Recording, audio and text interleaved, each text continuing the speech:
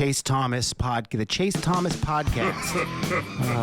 My nephew needs me to record. See, I already hate it. I hate it.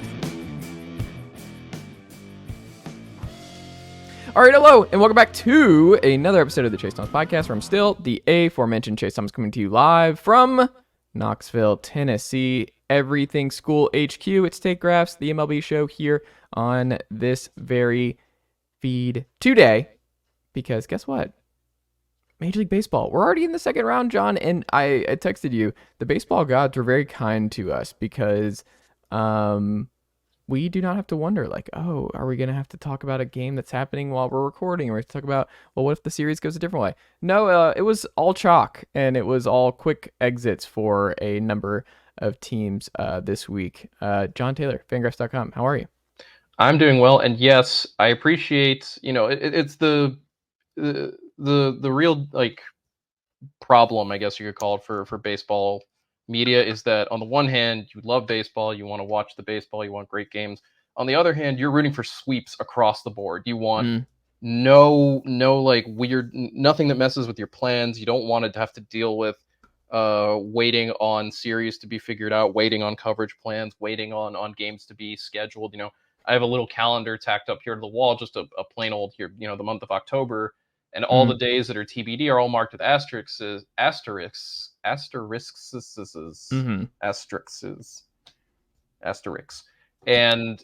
yeah, you're just hoping when you see those, you're like, don't even need those. But again, then it's that weird tug and pull between, 2 days without baseball during the postseason sucks. Don't care for it. On the other hand, nice to get a little bit of a break. Nice, like you said, to be able to talk about the wild card series completely done, to be able to talk about the division series without having to worry about, oh, is it going to be Arizona? Is it going to be Milwaukee? Is it even going to matter at the end of the day? Yeah, we can now just sit and comfortably call the Rays frauds and feel good about it. Well, is that your take of the week, Jon Tayler? Because there's a lot to get to that we'll talk about here in the wild card. No, I'll save that. I'll save that for when we talk about the specifics of the wild card. I will say I could have reused my take from last week here, which is that this round just does not serve a purpose.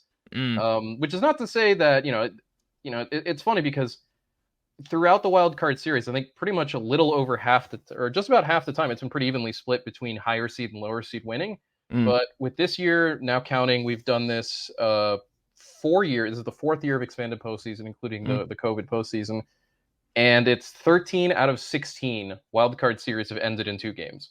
13 out of 16 have been sweeps. And they've been entertaining games. I think, all these series, I think with the only real exception is Phillies, Marlins, and I think we all kind of expected that to be the one where there really wasn't going to be much drama, have been pretty dramatic, have been pretty entertaining. I think, especially Brewers, Diamondbacks, with the Diamondbacks coming back twice.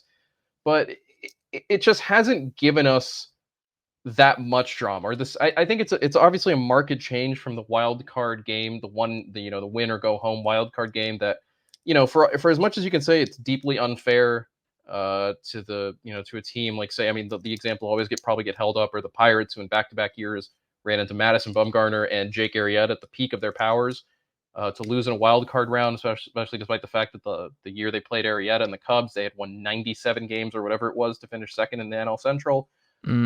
On the other hand, again, there is just, I think if you're going to go away from the built-in structure, the established structure of playoff baseball game series being a minimum 5 games, maximum 7, all the way down to this best of 3, you might as well just take the drama of the single game. That second game does not really add anything to it, because again, we've seen it over and over throughout these 4 years. The team that wins the first game overwhelmingly wins the second game. The odds are just stacked so highly in your favor to win 1 game before another team can win 2. And so I kind of just wish that if we were going to do this wild card round, just make it a game then. Just have multiple wild card games. Just add 2 more wild card games. Let's just have it be the 1 game, and then we all get to move on. We don't have to do a second game when, again, like 90% of the time, it doesn't make a difference. It's still that the team that wins game 1 almost always wins game 2. And, we got 4 sweeps this round, which again, good for us as baseball content producers to be able to get that locked in advance, but not very good for drama. I imagine probably not very good for ratings. I imagine MLB probably wishing that they had those third games just to, add the little extra. But at the end of the day, the check still clears from ESPN, so what does it really matter? No, my fuller take though going forward is. Well, can I say one quick Yes. thing on this on the wild Yes. card? I think we talked about this last week too. Is if you're gonna get rid of the one game and in type deal that was awesome that I miss every single year. Yes. And that we're gonna do this whole chalk thing when you talk about when you win game one in a 3-game series. It's just you're probably gonna win the series. Yeah, I mean, if you looked at our Zips postseason game by game odds, almost irregardless of regardless of the matchups, since regardless of the matchups, the team that won game one had a 75 to 80% chance of winning the game two and thus the series. You know, Right. The odds are just hugely stacked against you if you lose game one. So let's cut the charade and just do a one gamer. Like all the wild card games are just one games. That would be so much more fun. Look, I'm sure the teams that lose will complain, why are we only getting one game? You know, it's not fair. It sounds silly, but win more games. Don't be a wild card team then. You know, I value the regular season more. And that's the thing. Like, we are taking that value away from the regular season. And look, that's already been happening. That's already has happened. We talked about it last week with the addition of a third wild card, lowering that threshold for being a playoff contender really to about 85, 86 wins. And you see it expressed in the comments Jerry DiPoto made in talking to reporters after the Mariners were after the end of the season for the Mariners, saying that essentially the goal for Seattle is win 54% of the time, because that is basically the minimum you need to hit. 54% of your wins in a 162 game season, which is just to give Jerry some exact numbers, that is 87 wins. Let's call it 87, 88 wins. Because that more often than not will make you a playoff team with the third wild card. I think Miami was the third wild card with 86 wins, and in the American League, Toronto was the third wild card with, I believe, 86 or 87 wins as well. I mean, the DiPoto stuff aside, which I just find that whole conversation to be deathly boring, and I think he's right on the substance, but just terrible on the presentation, which is a Jerry DiPoto staple. You know, we need. Or better said, not that we need. I don't think that we need this particular way of organizing the playoffs. It's not adding up to anything really. The teams that advance, you know, I'm not saying you're going to like all the favorites advance. This wasn't purely chalk, but at the same time, we didn't really get any surprises. We didn't get much drama in the process. We got 4 sweeps. So I continue to think that the wild card round just feels like an unnecessary appendage stapled onto the body of baseball, which it is because it was done first and foremost for monetary reasons. But I do think if we want to keep it around, like you and I have been saying, just make it a single game again. You know, if it's only going to go 2 games 9 times out of 10 anyway, then what does it matter? Make it the single game. Give that single game the drama. Now you have 4 winner go home games, the best games in baseball. You have 4 game 7s to start the postseason. That's fantastic. Who's going to complain about that? Except for, you know, if you're the team like the Brewers and you lose that first game and you're like, hey, we won a division and our postseason is over after 1 single game. Okay, it only lasted an extra game this time around. And again, that's the whole thing. It's like you're only getting 1 extra game anyway. And also, it was kind of over when the Woodruff news came out, and you're like, oh, this is probably that's a goner. For as much as I like crowing about not crowing, but bring up the Brewers as a potential dark horse. The second Brandon Woodruff went down, that pretty much went out the window. Like, this strategy doesn't really work if you only have 2 really good pitchers. And even then, both Corbin Burns and Freddie Peralta did not really perform up, I think, to the expectations the Brewers needed for a team that really can hit.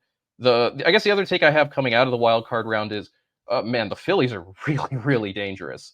They are a really, really good team that I think at this point, if Atlanta's your World Series favorite, and I assume that is for most people, and I think a lot of people then would probably land on the Dodgers as number 2. I think there's a pretty good argument to make that the Phillies should be the 3rd favorite for the World Series, presuming, of course, if they can get past. Obviously, if they can get past Atlanta, they become a huge favorite. I think, depending on the other end of the NL bracket. But boy, I'm not sure about that. That team I think it's going to be really hard if the Phillies do take out the Braves and the Dodgers in succession. I think that's going to be a really, really tough task in a 5 and 7 game series. I don't think. No doubt. Yeah, it's.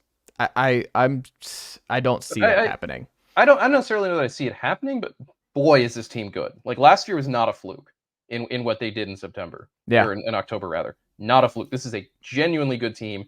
And this is also a team that is built extremely well for short series. Yeah. With the 2 dominant starters up top, with a really good lineup, with a bullpen where they're just enough high leverage guys that you don't have to worry about the creamy middle that always sinks a lot of teams that I think we saw. In particular, Wait, are we talking about the Phillies or the Braves right now? Well, that's the thing. It's weird. In this Braves Phillies NLDS, it's basically they're almost mirror images of each other in a lot of ways. Philly, and I think we can get in depth to this a little later, but that I think is what makes Philly so dangerous, is because they are basically Atlanta. For as much as we're as much crowning as we're doing of the Braves, and they deserve it. They're a fantastic team, and they're the deserved World Series favorite. Philly is no joke. This is again not a fluke. You saw it, and I granted the Marlins were very much not the favorite in that series, very much probably the weakest team in the entire postseason field. But Philadelphia ran over them without slowing down a beat.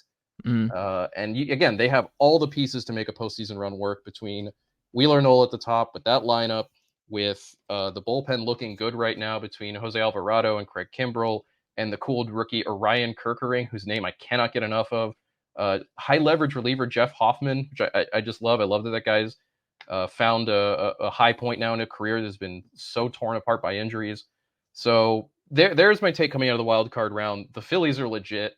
They are, if they get past the Braves, I think we might have to start talking about them as World Series favorites. We'll see, Jon Tayler. We'll talk a little bit more about the Braves and Phillies in a second, but of the 4 teams that were eliminated this week, Jon Tayler, who was the biggest surprise wild card exit for you? I think it's the Rays. I don't think anyone is surprised that the Marlins are out. Like I said, the weakest team in the field. By Pythagorean record, they were a 77 win team. Really just kind of snuck in thanks to the Cubs collapsing. Similarly, the Brewers, once Brandon Woodruff went down, I think that turned that series pretty much into a 50-50 shot, and Milwaukee's offense was always going to be the potential problem for them, and as you saw, it was. And Toronto, you talk to Blue Jays fans, or you see what they're saying. I don't think any Blue Jays fans, much less people who knew the team, really had any faith that they were going to go anywhere. That offense just weirdly never woke up.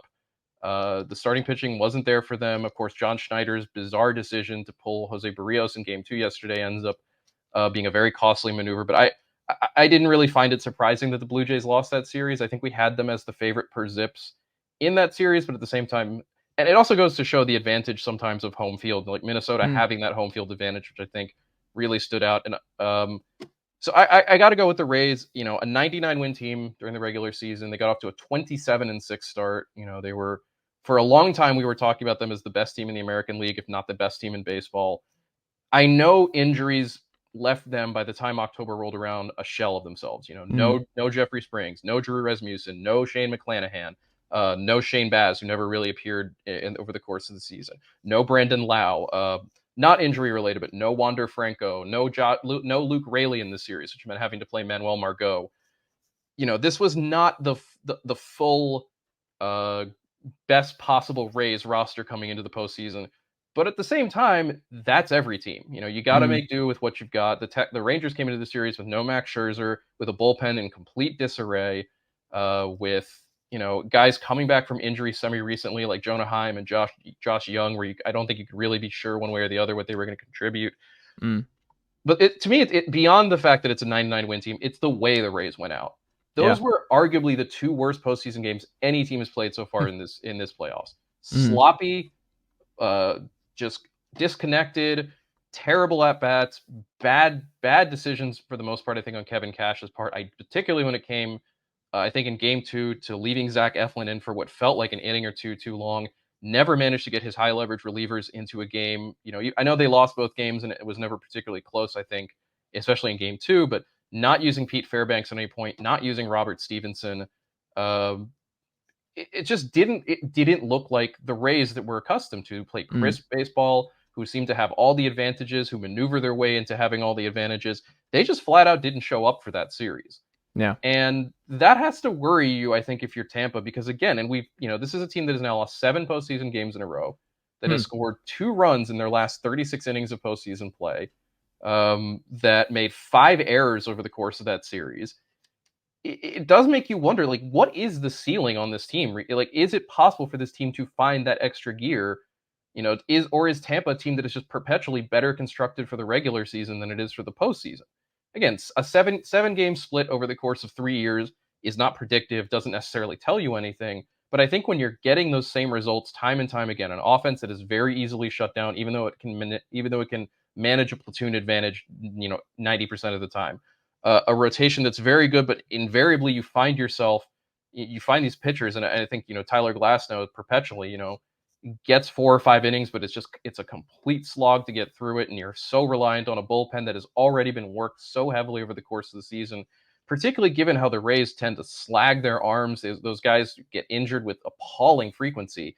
It does make you wonder if it's like, is this really a team or a franchise that can work in the postseason? Because I think the other part of it too is, and again, granted, the loss of Franco, one of the weirdest, like just straight up, that's not something any team can expect or plan for. But at the same time, that lineup, beyond Randy Arozarena and Yandy Diaz, there was no real thump. There are not guys in that lineup you're particularly afraid to face or trying to pitch around. It just does not feel like an optimized roster, particularly for the postseason. So in my mind, to me, it's the Rays. It's the Rays who I think were the biggest disappointment of that wild card round. At the very least, I thought, they would give Texas a full 3 games if possible. And that's to say nothing, too, of the fact that, those 2 games, 20,000 people show up. I understand. It's 3 p.m. on a Tuesday at a stadium that no one can ever get to, but that's flat out terrible. That is flat out terrible. That takes you to a whole different conversation about how, okay, well, they finally got the stadium, but their plan is to build it in the exact same place where they're already having trouble getting people out to the stadium. Like, does having a TGI Fridays go along with the stadium really make any difference in that regard? Like, if you plop the Battery in St. Petersburg, are you getting an extra 15,000 fans out of that? Probably not. So, look, this is a weird point. It's a weird point for this franchise, and I think you could say it's almost an inflection point because, again, this is 3 straight postseasons where the Rays have come in, coming off great regular seasons, have done nothing with it, have looked very bad for the most part. And it does make you wonder. And I don't think we're going to get big changes from Tampa because, if anything, Tampa is a very consistent team with the way that they operate, the way they do things, the way they build their roster, the way they develop their players. But it does make you wonder, again, what is the realistic ceiling here? How far can this team actually go if they stick to this particular way of doing things, and if you don't have particularly those bigger name stars, the big, and losing McClanahan certainly didn't help. He would have been the ace in that rotation anyway, but I don't know. It's a tough place for Tampa Bay to be right now, and I think it raises the question of where and how far exactly their whole thing can go, really. Here's what's going to happen, though. Okay. We're going to forget all about this in 6 months. They are going to be right there at the top of the AL East in May, and we're going to be like, well, I don't know. The Rays can do some stuff. Rays, for me personally, they're hanging around. Like Rays are. Mm-hmm. I will come into the spring being like, it's finally time to give up on the Rays. They're only going to win like 84 games. Then invariably they're going to do what they do, and I'll be like, okay, fine. The Rays are actually good. We're going to get to the postseason and be like, okay, maybe this is the time. Maybe this is when it happens. And then they're going to lose in 2 games again in the wild card round to like Detroit or something.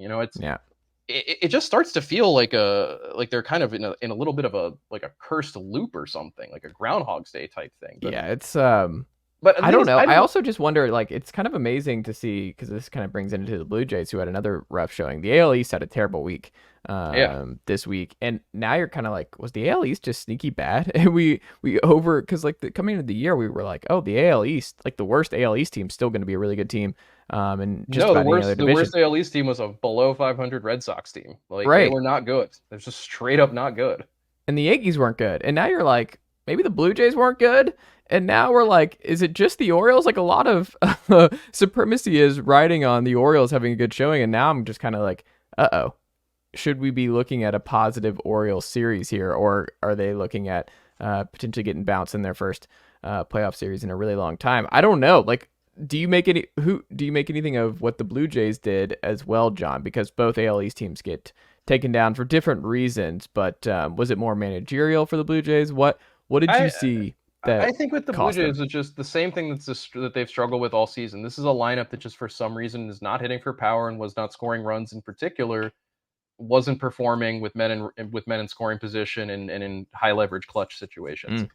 I don't know that there's anything you can necessarily draw from that other than I think there's been a lot made of Toronto's hitters upping their contact rates, but seeing dips in power. I think you can make the argument maybe Toronto hitters were getting a little too contact happy, but making bad contact in the process. I think that's really the only. But to me, I don't know what else you can really point to. I mean, Bo Bichette got hurt toward the end of the season, and I think that clearly affected him. I have no idea what to make of Vlad Jr.'s season. I think there are some things that can worry you a bit. George Springer had probably his worst offensive season as a full-time professional player. He is only getting older. This was always going to be kind of the worry for the Jays at the back half of that deal for Springer, that eventually, once he now into his early and mid 30s, that, the production was going to start to decline. Matt Chapman had a terrible season aside from the month of April. He's a free agent next year. I doubt he comes back to Toronto, but a lot of that lineup success was banking on him being kind of consistently productive 30 homer guy. That didn't really happen. Alejandro Kirk took a big step back. I think another one of those situations where there's a lot of contact, but not particularly a lot of hard optimized contact. I kind of worry about that with Kirk going forward. Dalton Varsho took a step back from what he did last year, which I think was to a certain degree expected, that there was going to be some regression, but certainly took a big chunk out of his production offensively. Whit Merrifield looks completely cooked as a hitter at this point. There was really, for the last 2 months of the season, the best hitter on the Blue Jays was Davis Schneider, and he more or less ceased to exist by the time October rolled around. John Schneider didn't even call his name one time during the series. So I don't know. I mean, the Blue Jays are going to have some decisions to make. I think the good thing for them is that there aren't really any major free agents on that roster for them. Chapman is the biggest one, and considering how little he contributed, I think overall to the season, that doesn't seem like something the Blue Jays will have a terribly hard time replacing. But I think you do have to worry if you are the Blue Jays, that it's, this offense that is supposed to be the key to making everything work for you just did not come together. And some of that, it can be injury, but some of that's also poor performance. In particular, I think whatever's going on with Vlad Jr., with the power outage he had, with the unproductive season he had, you've got to figure out where the consistency, where to find the consistency. To say nothing of the poor base running he showed all season, and the absolutely killer base running mistake he made in Game 2, getting picked off by Sonny Gray and Carlos Correa. A 10 out of 10 on the that can't happen scale.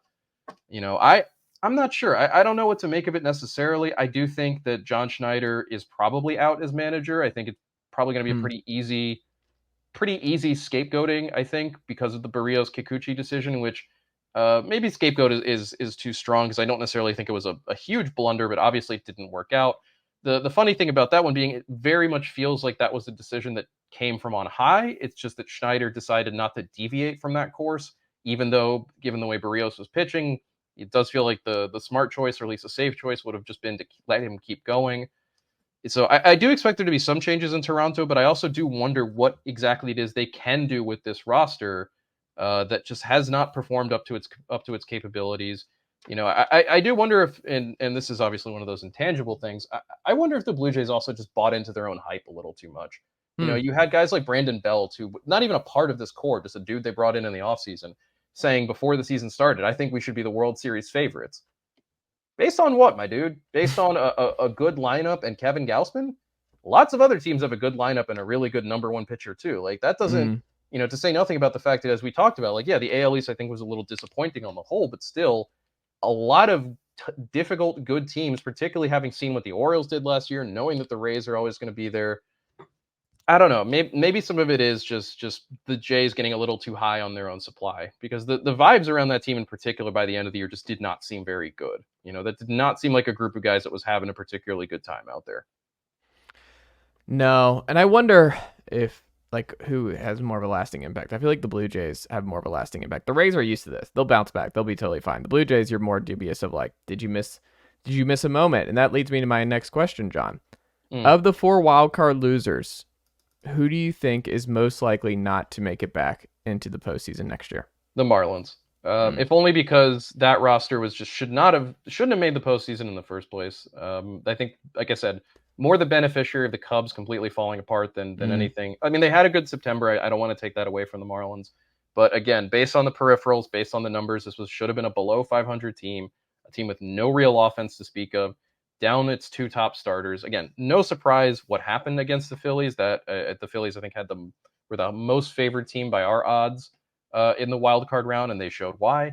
But if you're the Marlins, you're going into next season with the exact same problem you've gone into the last seemingly 3 seasons with, if not forever. Where is the offense going to come from? Last year, they tried to figure that out by dealing Pablo Lopez for Luis Arias. And for the most part, that worked. Lopez had a very good season, but Arias also had a very good season. That trade benefited everybody. This year, or this offseason, Jorge Soler is a free agent. More likely than not, I think that he's going to walk, given the kind of up and down nature of his performance in Miami. Again, I've talked about this on the show before. You look at Miami's farm system. There is not a lot of top-end offensive talent. It's still, the number one guy in their system right now is the delightfully named Yiddy Cap, or Cappe, Cappe, Cuban infielder who is all the way down in high A. Not a guy I think you would expect to be a part of the 2024 Marlins. Similarly, you're talking about maybe guys like Jacob Berry, Joe Mack, Victor Mesa Jr. eventually, maybe. Xavier Edwards, those dudes are still pretty far away. Edwards is probably the most likely to make an impact next year, but he's a very Marlins type player in that he's fast, he hits for contact, but there's not really a whole lot of power in his game. And again, you keep seeing this with the Marlins, the struggle to put runs on the board, the struggle to hit for power. The pitching has been there, will always be there, but on the other hand, and a lot of this is going to depend on what happens with Alcantara. If this sprained elbow essentially heals on its own, or if this is a precursor to Tommy John. If it's the latter, that Marlins rotation is all of a sudden looking very, very thin for next year with Yuri Perez, Jesus Luzardo, Braxton Garrett, and a whole lot of question marks beyond that. What version of Trevor Rogers can they get? Is Max Meyer ready to come back from Tommy John surgery?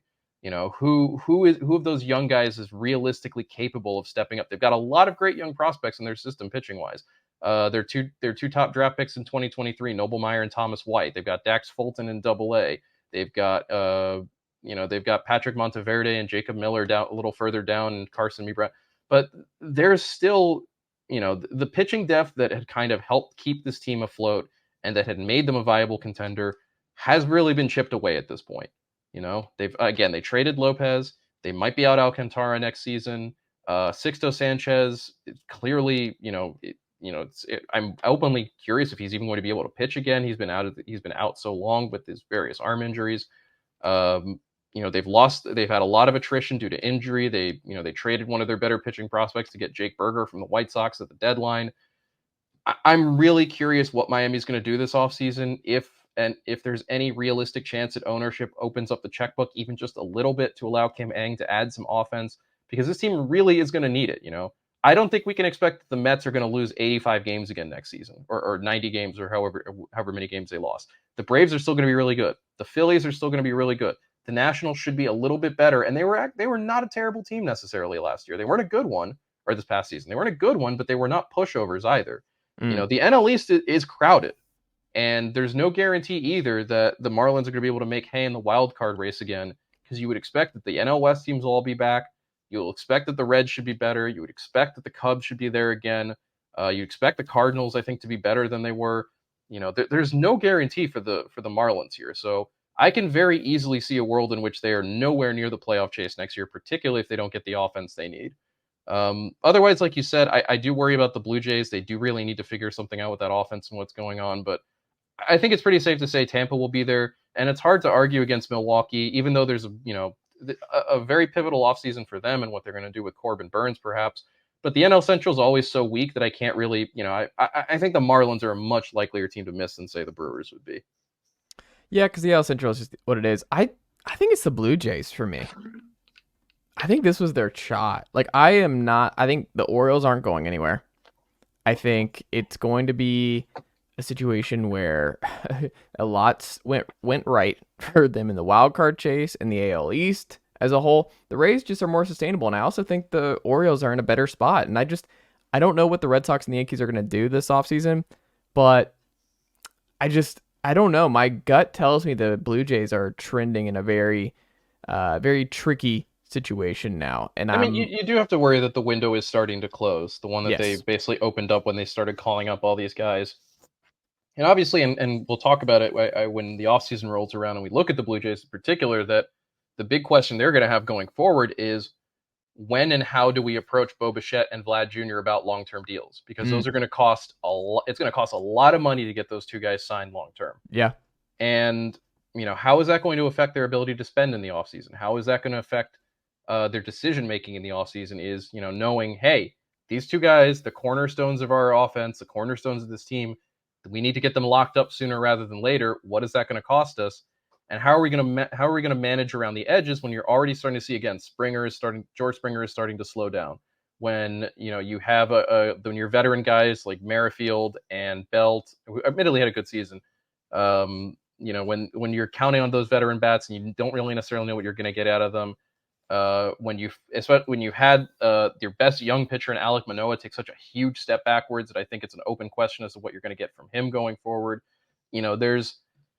I think there was this expectation with the Blue Jays that, with all those young guys, with all those the prospects they were bringing up, sustainability was going to be easy for them. We're now starting to reach that point in the player salary curve where the cheapness is not going to be there much longer. They still have a lot of money they owe Kevin Gausman going forward. They have a lot of money they owe Chris Bassett going forward. They have a lot of money they owe Jose Barrios going forward after signing him to a big extension. Again, they're going to have to find the room for extensions for Bichette and Guerrero, presumably. Like, they're running out of guys who can give you top end production for bottom of the barrel dollars, and it's really hard to develop those guys ad infinitum unless you're the Dodgers or the Rays. So a lot of it's also going to be banking on the Blue Jays player development system to start cranking up the support that they need so that they don't have to go fishing in free agency for all these guys, because things are about to start getting expensive in Toronto. And like you said, the Orioles are ascendant. The Rays are perpetually strong.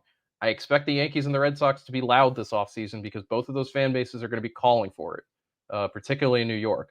So, I think it's worrisome if you're a Blue Jays fan. I think it is a worrisome time to think about, okay, what is this franchise? Where is the opportunity for this franchise going to be going forward? I don't think this year was one where they never looked like realistic contenders this year. I don't think this is something like, necessarily a blown opportunity, but it's at the very least, it's another year pulled off the calendar where they didn't win the World Series, where their playoff stay was very short. It does raise the question of, what do they need to do to get better, and how are they going to make that happen as things are starting to get more expensive and as the division is starting to get more difficult. Yeah. I'm very curious to see what happens with the Blue Jays next year. They're a team to monitor early on. John, the best performance from the wild card round for you was who? That's tough. I love Corbin Carroll. I thought he had a phenomenal 2 games against Milwaukee. He displayed all the tools that make you realize, like, and one of the things I love about the postseason is, most people watching the playoff games, if they were not a Diamondbacks fan, probably had not seen a whole lot of Corbin Carroll this year. The Diamondbacks are not a national broadcast team. They weren't expected to be a big time contender. Corbin Carroll, obviously for people in the know, was the favorite for the NL Rookie of the Year, top prospect coming into the season. But what I really love is the opportunity for casual fans to get a look at someone like that and just go, holy crap, who is this dude? Because, man, he could do everything. The power, the speed, the bat control, the defense. It is all top tier stuff. I love watching him play. I loved the series he had. I'm really, really excited. I think if Arizona is going to pull the upset against the Dodgers, it's going to be in part because Carroll has a just huge series. They're going to need that from him. So I really loved Corbin Carroll. I thought Jordan Montgomery, his start against Tampa was phenomenal. Exactly what the Rangers acquired him to do. I'm sure Brian Cashman was watching that one while slugging Mylanta the entire time. So I love that one. Zach Wheeler doing exactly what the Phillies expected him to do. He's quietly been one of the best free agent signings of the last 5 or 10 years. He's just been a phenomenal pitcher for them. Again, the kind of performance that makes you feel like, okay, that is the number one starter you need for these series. That is, the guy you can count on to give you 6-7 shutout innings. Atlanta has that in Spencer Strider. The Dodgers, well, they don't really have that in Clayton Kershaw anymore. The Astros have that in Verlander. The Phillies have it in Wheeler, and it's one of the things that I think gives them a real advantage down the stretch, or for the rest of the postseason, for as long as they're in it, is having him there. Trying to think just around the other series. Uh, for me, the Twins, it was more of a collective thing than an individual thing. I thought Carlos Correa had a fantastic series defensively. That run-saving throw in Game 1 to catch, I believe it was Santiago Espinal going to home plate, and then obviously the calling for the pickoff on Vlad Jr. in Game 2. It's been a rough season for Correa, and I don't necessarily know that he's just going to he's obviously been a big time postseason performer, and there is something to be said about those guys who can kind of flip that switch when the lights come on in October and just perform at a higher level. But after now the he season, gets Houston, which is the best case scenario for Major League Baseball. This is a great a little bit of a grudge match here. I like Yes. it, but I think individually for Minnesota, otherwise, Pablo Lopez was just terrific. I love the season he's had. It's so cool to see him get to shine on a bigger stage, and embrace Johan. And embrace Johan. That was so cool. They asked him where to get the jersey from. He's like, no, it's just my jersey. It's like that. I love that stuff. Yeah. I think those are the guys who stood out most to me. Who as having the best performances. They're just really, the guys who really just made things happen for their teams at the optimal moment. I like it. Jon Tayler, the final one in terms of the wild card round. Thank you for not managing well this postseason for you. Each series, we'll go through this. Who do you think? Because Ben Clemens wrote a really good piece. The impetus for me to bring this up was Ben Clemens on Fangraphs.com wrote about managerial choices and why it's amplified in the postseason, why it's just really not a big deal in the regular season, because making a mistake in the 7th inning on who to call or calling for a bunt, whatever it is, like that's just that's small potatoes in the grand scheme of things. But managers really matter in the postseason, and that's where you really find out if a manager is actually good. So who do we find out was not actually good in the wild card round? I mean, the easy answer is Schneider. I get the logic behind pulling Barrios for Kikuchi. You have the two left-handers coming up in I forget who the first hitter was. The second was Alex Kirilloff. Who was the first hitter that Kikuchi faced who ended up walking or giving up a hit to? Regardless, you had two lefties coming up. I can understand the impetus to get your lefty in there. At the same time, the inability to read the situation at the ground level and see Barrios no one is touching him right now. Like, yes, he just walked Royce Lewis, but Royce Lewis has been the second coming of Barry Bonds for the last 6 weeks. I think we can forgive that one. The Twins were obviously going to pinch hit for Kirilloff with Donovan Solano, which is exactly what they did to take away that lefty-lefty advantage. Kikuchi is a starting pitcher. He is not used to coming into relief. Based on the fact that he's a guy who requires apparently 14 hours of sleep every single night, I think he's a guy who's pretty routine-oriented, not exactly the kind of guy you want changing his whole setup coming into a game in a very high-leverage situation. That just showed to me a real inflexibility with regards to being able to manage, again, the situation on the ground. So I thought that was really poor work on Schneider's part. Again, I can understand the process, but you have to be able to deviate in that case and say, no, my guy out there right now is pitching fantastically. The slight advantage I gained by having the lefty out there is countered by X, Y, and Z. I didn't like that decision. I thought Craig Counsell for the Brewers, granted, the Brewers lineup is terrible. There's only so much you can do with it. But all the bunting, all the, letting Bryce Terang hit. Why are you pinch hitting with Jesse Winker? How is that what it's come to for the Brewers?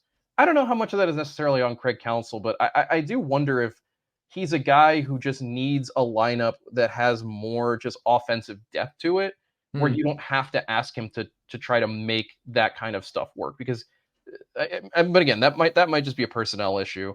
Otherwise, I thought Kevin Cash was mostly fine. Again, I thought he left Zach Eflin in too long in Game 2. I didn't understand why he was so seemingly unwilling to go to his best relievers when he needed them in Fairbanks and Stevenson. But I think there's only so much you could really do there. And Skip Schumacher, who cares? That Marlins team just wasn't good enough in the first place. I think you can argue probably with some of his decisions in terms of the relievers he used, but again, that's not a good. The Marlins bullpen is not good. It is not a great one. Maybe trying to play lefty righty matchups a little too much, but it doesn't really matter ultimately. I think and I think too for so much of this, it feels like it's less about the managers and more about the personnel, which is why I think the Schneider decision sticks out all the more. Because that wasn't an instance where it's like, well, what are you going to do? He's got bad options no matter what. The option he had right there in front of him was the best option. It's really hard to argue otherwise. So, and I do think that is probably going to be the thing that gets him canned ultimately, which may or may not be fair, but that's it just demonstrates a struggle to adapt to the game situation as it happens. It reminded me a lot of Aaron Boone in the postseason, or Dave Roberts in his worst, where there's this kind of inflexible orthodoxy where it's like, no, I must do things this way, and that way. I got to go with my starter here and go with my reliever there, and it's like, no, you need to be as flexible as possible, especially in that game too, where it's like every out counts. This is win or go home. I think there it's like the argument has to be Barrios is giving me better than I can realistically expect from Kikuchi right now. So yeah, I think Schneider holds that belt so far. There you go. Jon Tayler, final thing, we go into the NLDS this week and the ALDS. A lot of big time matchups, a lot of inter-division matchups here. What is your favorite / best division series matchup on either side? And who do you think is also the worst matchup for a team that got a first round bye? Who do you think got the worst draw? I think my answer to this to both is the same. It's Braves Phillies. I think that's going to be it's going to be an endless battle. It's going to be so much fun. These are two lineups that both mash. Top starters in Strider, Wheeler, Nola, hopefully Max Fried. Bullpens with some really good arms in them. The crowds for both those games are going to be absolutely loony. We've already seen what Citizens Bank Park is like both last year and so far this postseason. And, I think, like I was saying before, I think the trouble for the Braves here is they have a team that is basically them. The one advantage the Braves have had over pretty much everyone is that offense is unstoppable for the most part. They will just slug you to death. But this is a team that can slug back and that has two starters in Zach Wheeler and Aaron Nola that are capable of keeping you off the board for an extended period of time.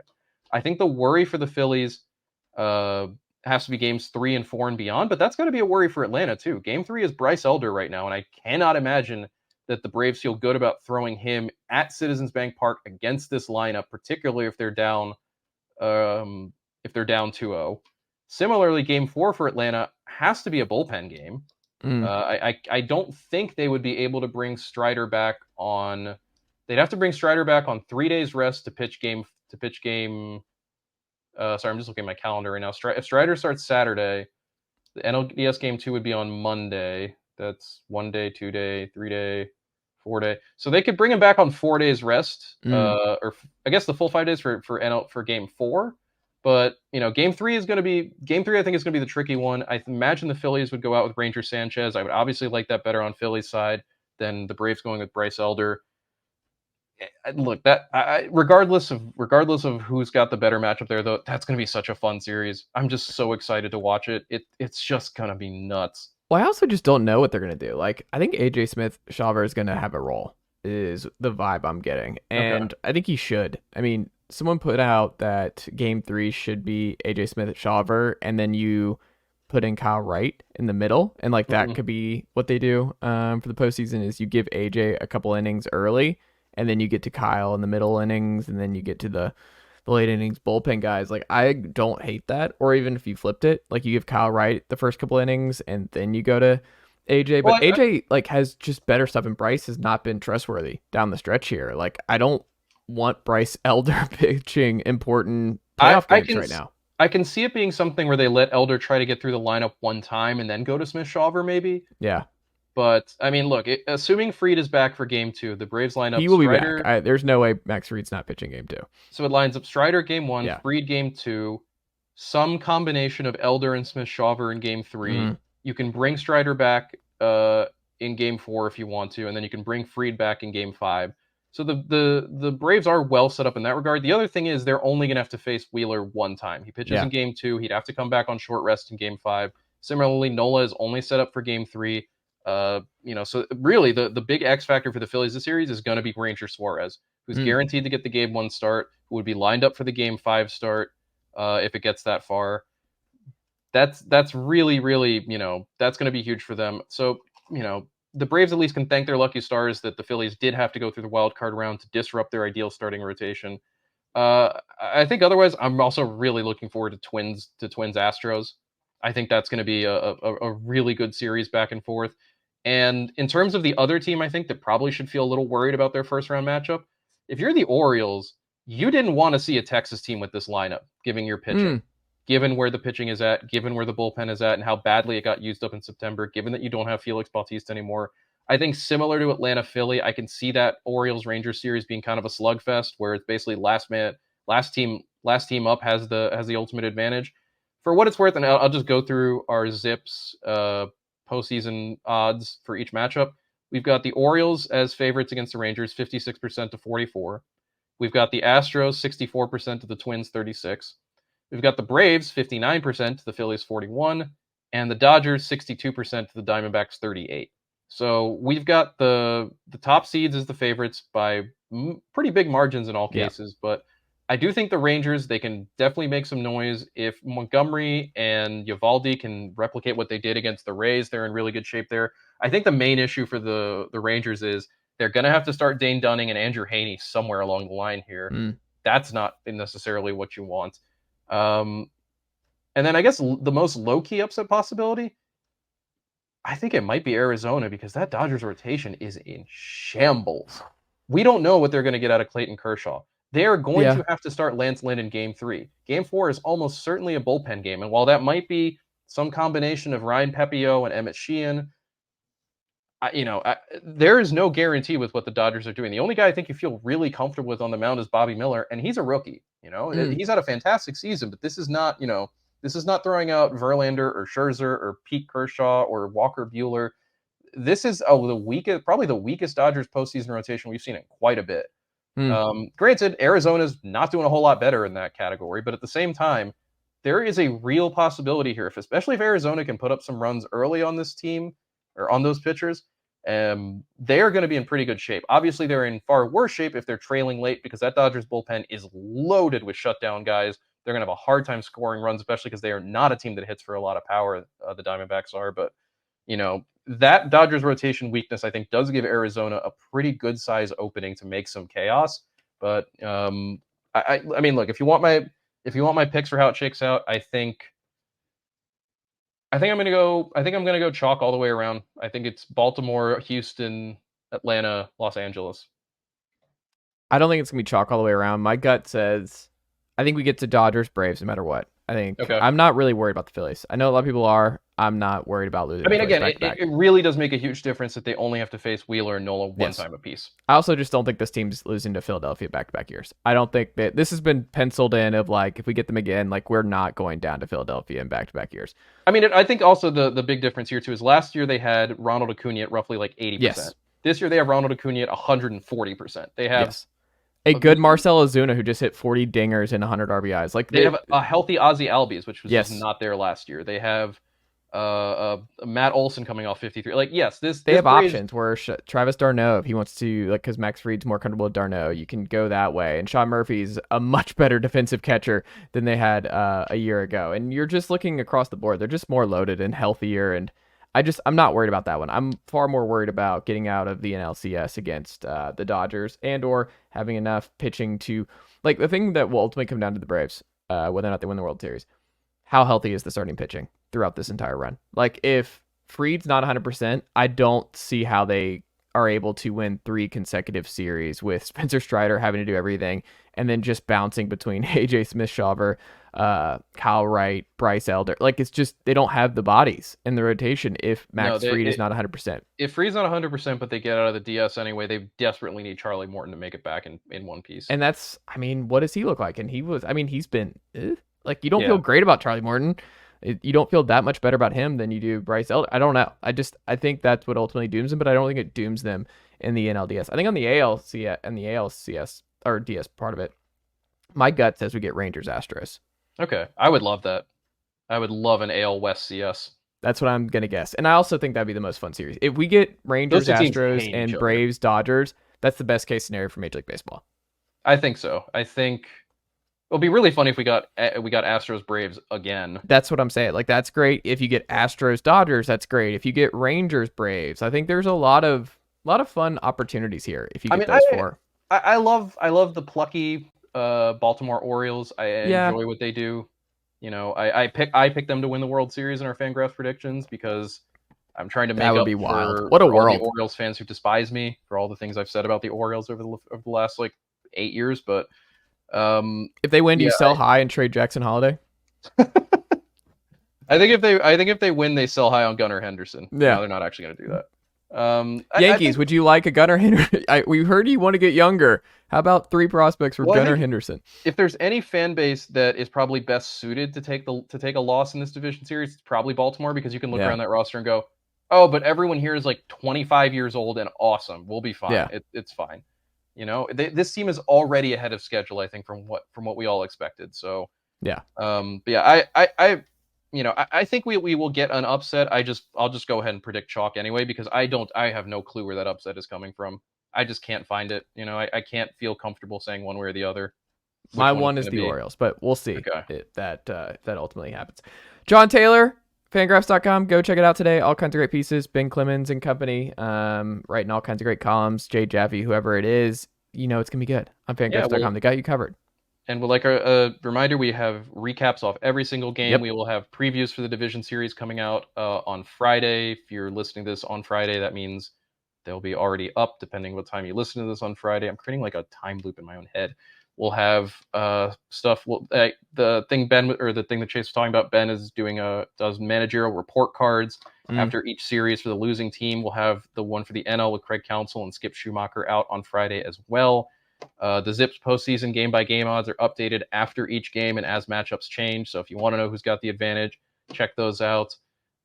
We update our World Series odds too, and right now, as it currently stands, the highest World Series odds in the field left, the Braves at 27%, followed by the Astros at 17.5 and the Dodgers at 13.6.